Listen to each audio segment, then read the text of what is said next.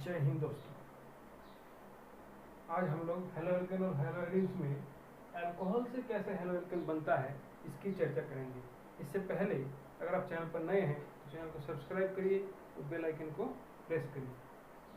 अगर आपको केमिस्ट्री से डर लगता है इन टॉपिकों से, जिसमें प्रिपरेशन से रिलेटेड क्वेश्चंस आते हैं, यानी अल्कोहल से कैसे हेलो एल्केन बनाए जाएं, इन टॉपिकों से अगर आपको दिक्कत होती है तो आप बिल्कुल सही जगह पर आए हैं। ये वीडियो आपके लिए बहुत ही इम्पोर्टेंट होने वाला है, क्योंकि इन वीडियो में हम सीखेंगे कि हेलोजन एसिड कैसे अल्कोहल से रिएक्शन करके हेलो एल्केन्स बनाते हैं, और PCl3 यानी फास्फोरस पेंटाक्लोराइड, फास्फोरस ट्राइक्लोराइड कैसे अल्कोहल से हेलो एल्केन को बनाते हैं, और थायोक्लोराइड यानी थायोनाइल क्लोराइड SOCl2 भी कैसे अल्कोहल से हेलो एल्केन को बनाते हैं। इन सभी टॉपिक की चर्चा आज इस वीडियो में करेंगे, तो वीडियो को अंत तक देखिएगा। अंत में आपको कुछ क्वेश्चंस भी दूंगा जो आपके लिए बहुत ही इम्पोर्टेंट होंगे। तो चलिए शुरू करते हैं। पहला है हेलोजन एसिड के साथ रिएक्शन, यानी अल्कोहल हेलोजन एसिड के साथ रिएक्शन करके कैसे हेलो एल्केन बनाता है। इनमें जो जनरल फॉर्म है वो ROH यानी अल्कोहल, HX यानी हेलोजन एसिड, X में क्लोरीन, ब्रोमीन और आयोडीन, ये तीनों एसिड हो सकते हैं, यानी हाइड्रोक्लोरिक एसिड, हाइड्रोब्रोमिक एसिड और हाइड्रो आयोडाइड एसिड भी हो सकते हैं। इन तीनों एसिड्स की रिएक्शन से अल्काइल हैलाइड बनता है। लेकिन अगर हम क्लोरो एल्केन को बनाना चाहें तो उसके लिए जो रिएजेंट यूज होता है वो अलग अलग होते हैं। क्लोरो के लिए भी अलग होता है, ब्रोमो के लिए भी अलग होता है और आयोडो के लिए भी अलग होते हैं। क्लोरो के लिए जो रिएजेंट यूज होता है वो है HCl के साथ निर्जलीय ZnCl2 यानी ल्यूकस रिएजेंट, इसे हम ल्यूकस रिएजेंट भी कहते हैं। ये अल्कोहल के साथ रिएक्शन करके इथाइल क्लोराइड यानी इथेनॉल के साथ रिएक्शन करके इथाइल क्लोराइड बनाते हैं। इसकी जो क्रियाविधि होती है, इसकी जो मैकेनिज्म होती है वो SN1 मैकेनिज्म से होता है, अर्थात इसमें मध्यवर्ती जो उत्पाद बनते हैं यानी इंटरमीडिएट प्रोडक्ट जो बनता है वो एक कार्बोकेटाइन बनता है। जैसे इसमें पहले कार्बोकेटाइन बनता है, कार्बोकेटाइन बनने के बाद क्लोरीन उस पर अटैक करता है, क्लोरीन के आक्रमण से उस पर बनता है हेलो एल्केन यानी अल्काइल क्लोराइड बनता है। तो हम लोग जानते हैं कि कार्बोकेटाइन जो स्थायित्व होती है, जो स्टेबिलिटी होती है, वो 3rd डिग्री यानी टर्शियरी कार्बोकेटाइन की स्टेबिलिटी सबसे अधिक होती है। उसके बाद 2nd डिग्री यानी 2 डिग्री कार्बोकेटाइन की स्टेबिलिटी सबसे अधिक होती है 3rd डिग्री के बाद, और उसके बाद 1 डिग्री की होती है। यानी 3rd डिग्री कार्बोकेटाइन सबसे ज़्यादा स्टेबल है, उसके बाद 2 डिग्री, उसके बाद 1 डिग्री यानी प्राइमरी कार्बोकेटाइन। इसीलिए जो अल्कोहल है वो 3rd डिग्री अल्कोहल की अभिक्रियाशीलता यानी रिएक्टिविटी सबसे अधिक है, उसके बाद 2nd डिग्री का है, उसके बाद 1 डिग्री का है। इस तरह से हम लोग क्लोरो एल्केन को बना सकते हैं।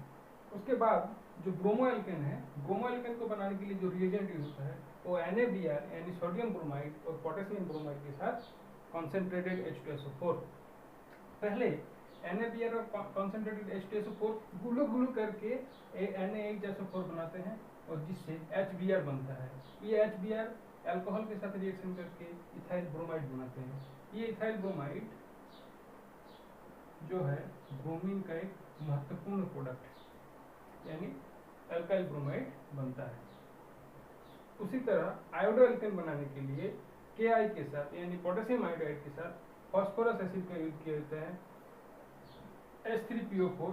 ये H3PO4 की रिएक्शन से HI बनता है। ये HI KH2PO4 के साथ HI बनता है। HI इथेनॉल के साथ रिएक्शन करके इथाइल आयोडाइड यानी CH3CH2I बनाता है। इसी तरह आयोडो एल्केन बनते हैं।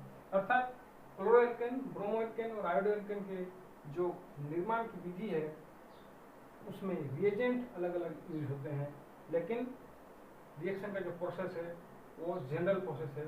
जनरल प्रोसेस क्या है? ROH plus HX RX plus H2।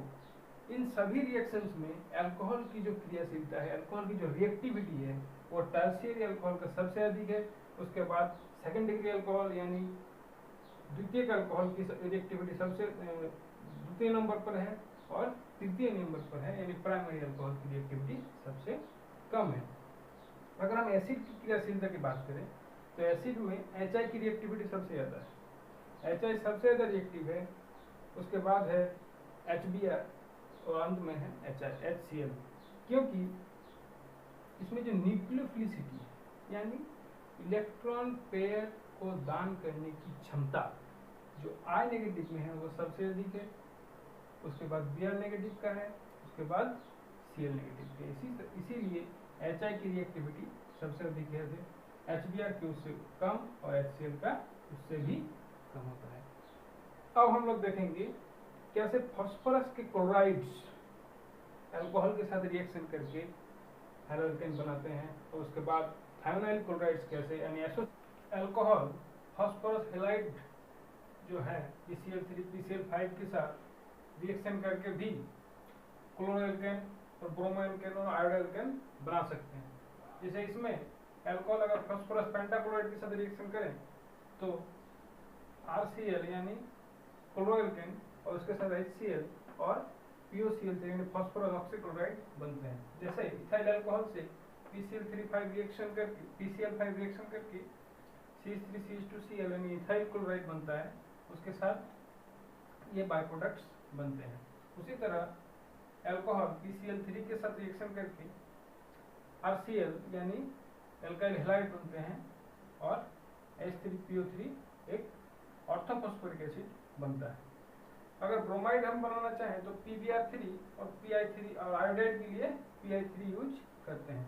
इसमें भी रिएक्शन उसी तरह के सेम रिएक्शन होते हैं। इसी तरह अल्कोहल के साथ अगर SOCl2 यानी थायोनाइल क्लोराइड रिएक्ट करें तो RCl SO2 और HCl बनता है, जिसमें क्लोरोएल्केन अगर इथेनॉल के साथ SOCl2 यानी थायोनाइल क्लोराइड रिएक्ट करता है तो इथाइल क्लोराइड के साथ SO2 और HCl बनता है। एक्चुअल में ये एक SNI रिएक्शन है यानी इंट्रामोलिकुलर सब्स्टिट्यूशन रिएक्शन। इसमें जो OH का पोजीशन है, जो साइट है, उसी साइट में हैलाइड जुड़ता है, इसमें साइड में कोई चेंजिंग नहीं आता, यानी इसकी स्टीरियो जो रिएक्टेंट में है, जो सब्सट्रैक्ट में है, वही प्रोडक्ट में होता है, इसीलिए इसे रिटेंशन ऑफ प्रोडक्ट कहा जाता है। जैसे इसमें OH जो अबव द प्लेन यानी ऊपर है, SOCl2 के साथ रिएक्शन करके Cl भी OH की जगह पर रिप्लेस होता है, जिसमें OH का स्टीरियो और Cl का स्टीरियो समान है, इसीलिए इसे रिटेंशन ऑफ प्रोडक्ट यानी प्रोडक्ट का रिटेंशन कहा जाता है। और उसी तरह अगर OH, इसमें देखिए OH अबव द प्लेन है, इसमें H बिलो द प्लेन है, तो उसी तरह रिएक्शन करके OH की जगह Cl आ जाता है और उसकी जो प्लेन होती है वो अबव द प्लेन ही होता है, यानी OH का साइड में जो प्रोडक्ट का साइड है, जो सब्सट्रैक्ट का जो साइड है, उसमें कोई चेंजिंग नहीं होता है, इसीलिए इसे इंट्रामोलिकुलर सब्स्टिट्यूशन रिएक्शन के अंदर रखा गया है। क्वेश्चंस है जिसको हम लोग बनाते हैं। ये साइक्लोहेक्सेनॉल है, SOCl2 के साथ रिएक्शन करके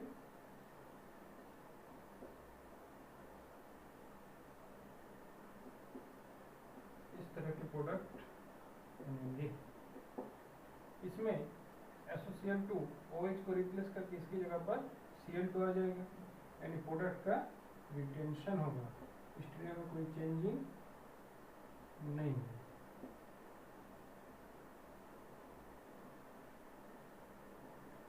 इसमें PCl3 रिएक्शन करके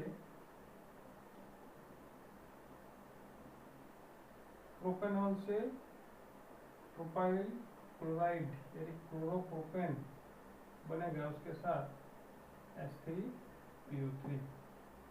इसमें अगर हम देखें तो ये लुब्रिकेस रिएजेंट है और इसमें भी 3rd डिग्री अल्काइल हैलाइड बनेगा, क्योंकि अल्कोहल 3rd डिग्री में दिया हुआ है।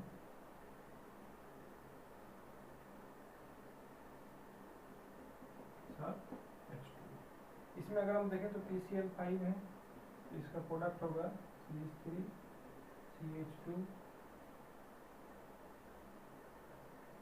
CH2 Cl, उसके साथ HCl और POCl3। इसका जो प्रोडक्ट होगा वो ब्रोमाइड में होगा, इसमें भी 3